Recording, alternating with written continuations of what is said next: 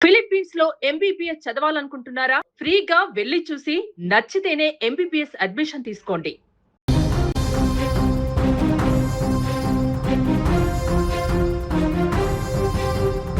ఏపీలోని చిత్తూరు జిల్లాలో హృదయాలను కలిచివేసే ఘటన వెలుగులోకి వచ్చింది. కన్నతల్లి అనే పదానికే మచ్చ తెచ్చేలా ఓ మహిళ తన 7 ఏళ్ల కుమారుడిని ప్రియుడితో కలిసి చిత్రహింసలకు గురి చేసిందనే ఆరోపణలు ఇప్పుడు తీవ్ర సంచలనం సృష్టిస్తున్నాయి. ఈ ఘటన చిత్తూరు జిల్లా వీకోట మండలంలోని ఈశ్వర్ నగర్లో చోటు చేసుకుంది. బాలుడి పరిస్థితి చూసిన స్థానికులు, పోలీసులు సైతం దిగ్భ్రాంతికి గురైనట్టుగా తెలుస్తోంది. అసలు ఏం జరిగింది? ఈ ఘటన వెనుక ఉన్నటువంటి కారణాలేంటి? పోలీసుల ప్రాథమిక సమాచారం ప్రకారం ఈశ్వర్ నగర్లో ఇంద్రజ అనే మహిళ నివాసం ఉంటుంది. అయితే ఈమె భర్త కొంతకాలం క్రితమే మరణించాడు. భర్త మరణం తర్వాత ఆమెకు ఎర్రచేను గ్రామానికి చెందినటువంటి రాజు అనే వ్యక్తితో పరిచయం ఏర్పడినట్లుగా తెలుస్తోంది. ఆ పరిచయం కాస్త క్రమంగా వివాహేతర సంబంధంగా మారిందని పోలీసులు అనుమానిస్తున్నారు.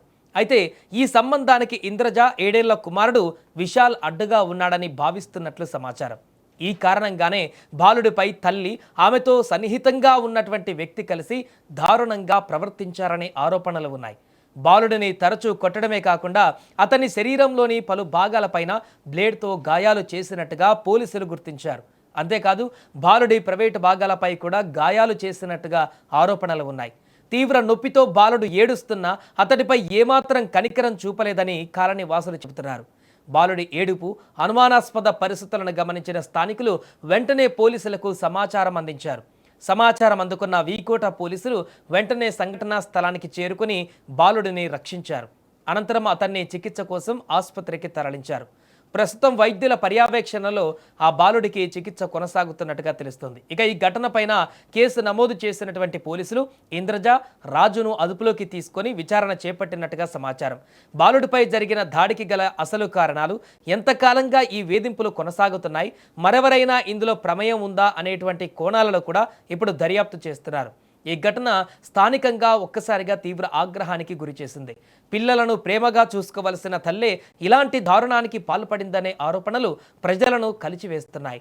బాలుడికి న్యాయం చేయాలని, నిందితులపైన కఠిన చర్యలు తీసుకోవాలంటూ ఇప్పుడు స్థానికులు అక్కడ డిమాండ్ చేస్తున్నారు. 15 రోజులు ఇంకా ఉంటే చిన్నోడేమో ఏడుస్తున్నాడని మాకు డౌట్ వచ్చి చూస్తే చిన్నోడిని వాడిని టార్చర్ పెట్టినాడు అనేసి వెంటనే స్టేషన్కి ఇన్ఫామ్ చేసినాక పొద్దున్నే వాళ్ళు ఊరికి వెళ్ళిపోయినారు.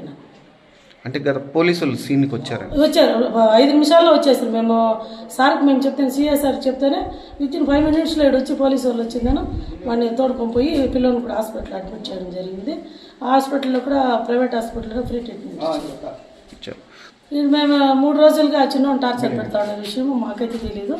ఈ పక్కింట్లో వచ్చిందమ్మా, బిడ్డేమో ఏడుస్తూనే ఉన్నాడు, ఒకసారి చూడు సార్ సమ్మ అని చెప్పి సరే అనేసిందా. నేనేం చేస్తాను, నాకు వీడియో పెట్టేది రాదు, సెల్లు మా చిన్న పెట్టిమనేసి నేరుగా ఇంటికి వస్తే వీళ్ళు ముగ్గురు పనుకొని ఉండ్రే తీసేయాలకి ఆ పిల్లలు కూర్చోంటే ఏం రావిడికి అంటే మెట్ల మీద పడిపోయింది అండి. ఆ ఏళ్ళకి చెవు అంతా పట్టి పెరికేసి చెవు అంతా పెరికేసిందనో ఒంటికి పోయేదానంతా రక్తం వస్తుంది నచ్చినవాడికి. ఆయనకు సరే అనేసిందనో వెంటనే స్టేషన్కి మేము అనుమానం వచ్చారు. సార్కి ఫోన్ చేసి ఇన్ఫర్మేషన్ ఇస్తాం. నిన్న 18 ఇంకా హాస్పిటల్లో ఉంటుంది. సాయంత్రం వచ్చినాక వాళ్ళ పోలీసు వాళ్ళు వచ్చి వేరే వాళ్ళు వచ్చిందనో 5,000 చిన్నోడికి హాస్పిటల్ ఖర్చులకి ఇస్తామంటే అవసరం లేదు, మా ఈశ్వర్ నగర్ తరఫున మేమే ఖర్చు పెట్టుకుంటాం. ఆ పిల్లోనికి దుడ్ల కోసం మేము రాలేదు, ఆ పిల్లోని కాపాడదామని మేము వచ్చింది అని చెప్పేసి తీసుకోలేదు. మళ్ళీ సీఏ గారి ముందుకు పోతే సార్ అనుకొని ఫస్ట్ ఆ పిల్లోని ఇదేమో హార్ట్ దగ్గర ఇదయిందంట, కోలార్ మెడికల్ చేర్చంట, ఆ పిల్లలకి అయ్యే ఖర్చు వాళ్ళు భరించమని చెప్తామని అంటే ఆయనకు వాళ్ళు ఇచ్చిన ఆ పాపకి 10,000 రూపాయలు ఇచ్చి మీరు హాస్పిటల్ అడ్మిట్ చేయండి, ఏమన్నా ఉంటే మాకు ఫోన్ చేయండి అంటే ఇప్పుడు మళ్ళీ వాళ్ళకి చెప్తే మాకు వచ్చాక బిడవలేదు, మీరే చూసుకోండి అని చెప్పాడు వాళ్ళకి.